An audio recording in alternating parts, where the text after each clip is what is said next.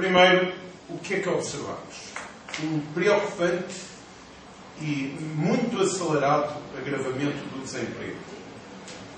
Nós temos dito, e hoje queremos reafirmar, que o conjunto das medidas que vêm sendo adotadas no plano social e laboral, no contexto destas políticas de austeridade que vão sendo seguidas, provocam 5 efeitos demolidores. Em média, cada trabalhador português está convidado a trabalhar no mínimo 30 dias gratuitos, e portanto trabalho a mais e gratuito em cada ano. Os trabalhadores, com os cortes que estão a ser impostos de uma ou de outra forma, na administração pública, no setor privado de outra, com os cortes salariais, perdem em média 2 a 3 salários por ano, se estas medidas todas forem aplicadas. O aumento do desemprego, que é para nós, como referi, a primeira das grandes preocupações. O aumento do desemprego provocado por este conjunto de medidas que vêm sendo anunciadas pode ultrapassar os mais 200 mil desempregados. Um quarto aspecto é que é violentíssimo o corte, a diminuição dos direitos sociais fundamentais, que se começam a sentir de forma muito preocupante na saúde, no ensino, na segurança social, em várias áreas, ou na proteção social em várias áreas, desde a diminuição da proteção do desemprego até muitas outras. E uma quinta dimensão que temos relevado é a diminuição e a amputação de componentes da democracia portuguesa e, simultaneamente, uma perda de soberania. Neste contexto, como dissemos, os grandes problemas que identificamos, nós observamos que eles resultam de dimensões múltiplas de intensificação da exploração do trabalho, de agravamento das condições de vida, que muitas famílias portuguesas vão começar a sentir ainda mais, e há imensa gente a cair em situações de pobreza. Há, como referi há pouco, um enfraquecimento da democracia que passa por uma sistemática violação das leis. A maior parte das medidas do Governo, naquilo que são aspectos fundamentais, como, por exemplo, a tentativa de imposição do alargamento do horário de trabalho sem retribuição, são ilegais ou andam na margem da ilegalidade, mas o Governo atua como se o que está inscrito no memorando da Troika e a interpretação que o Governo faz fossem o interesse do Estado a que as pessoas têm que se submeter e a que as leis têm que se submeter e, portanto, com base nesta lógica, a violação das leis e da Constituição da República é prática corrente. E isto deve preocupar os órgãos de soberania e, em particular, a justiça portuguesa. Ao mesmo tempo, estamos a assistir a uma intensificação do ataque ideológico, numa imposição de dimensões de submissão aos portugueses que é preocupante e que pode atrofiar o desenvolvimento da sociedade por muito tempo, e associado a tudo isto também um violento ataque ao movimento sindical. Desde logo às condições concretas dos trabalhadores, às condições materiais, mas também às condições da sua prestação do trabalho, da organização da sua vida familiar, da sua vida em sociedade, e as medidas que vêm sendo anunciadas de corte de direitos laborais, de diminuição da proteção no caso de despedimento, de ataque à contratação coletiva, ataque esse que está debaixo do cruzamento de uma série de efeitos,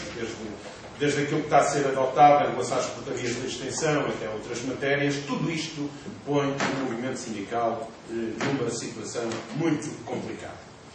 Depois queríamos colocar em relevo, para denunciar, uma atuação que, para não sermos mais fortes nos adjetivos, diremos que é pouco leal da parte da maior parte dos representantes patronais que se apresentam perante o país como muito empenhados e disponíveis para negociação e diálogo, dizem que em nome do crescimento e da resolução dos problemas da economia, mas fazem esta afirmação debaixo de duas falácias monumentais.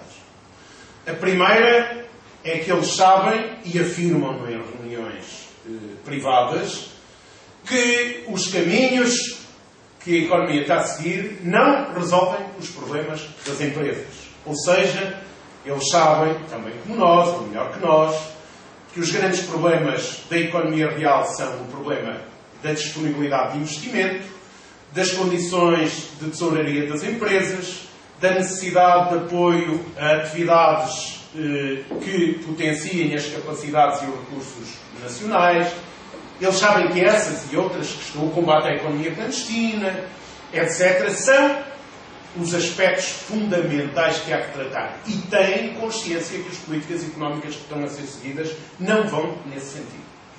A segunda falácia, que é um bocado cínica, diremos até, é que estão disponíveis para discutir e para dialogar, mas com um pressuposto. É que o Governo, por conta própria, e sem que os patrões pareçam que têm qualquer coisa a ver com o assunto, imponha uma alteração radical das condições de trabalho e das condições de retribuição do trabalho.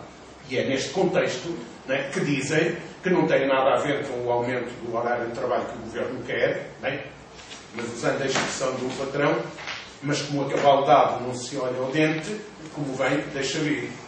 Que não tem nada a ver com as medidas da Troika e reconhecem que essas não são as prioridades, no que diz respeito à legislação do trabalho e a outros cortes de direitos dos trabalhadores, mas, já que eles anunciaram, os patrões estão à espera de ver o efeito disto. Isto não vale.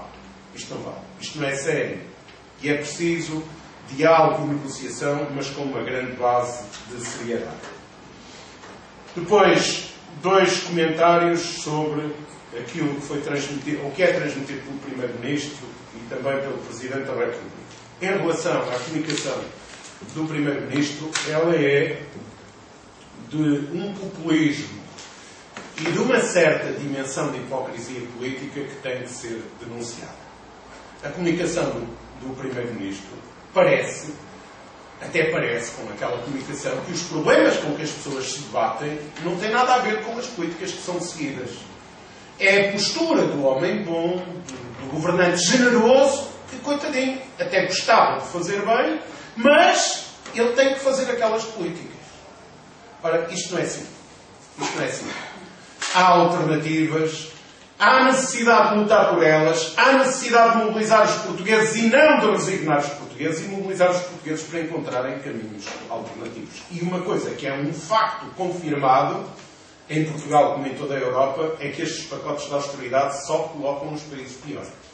E hoje, a cada dia que passa, há menos dúvidas. Não é? A situação da Grécia, mas também a situação da Bélgica, da França, da Itália, da Espanha, etc., estão a confirmar até a exaustão que o caminho não é este. E a própria Comissão Europeia diz que não se pode continuar com estes pacotes de austeridade e contudo, enfocado, ou com enfoque apenas no déficit das contas públicas. Quanto ao Presidente da República, não podemos deixar de fazer três comentários. Primeiro, é que o Presidente da República andou, durante algumas semanas, a mostrar à sociedade preocupações com algumas injustiças e incorreções que o Orçamento de Estado poderia ter. Ao mesmo tempo, a Troika foi passando por Portugal e fazendo anúncios do agravamento das coisas e da inevitabilidade, não é, daquilo que estava no orçamento e até deixando já recados de outros acrescentos para os tempos que aí vêm. E isto não vale assim. O Presidente da República estava de verdade preocupado com as injustiças, tinha que agir em conformidade. E, portanto, não devia aprovar o orçamento e devia sujeitar a análise dessas injustiças e dessas ilegalidades.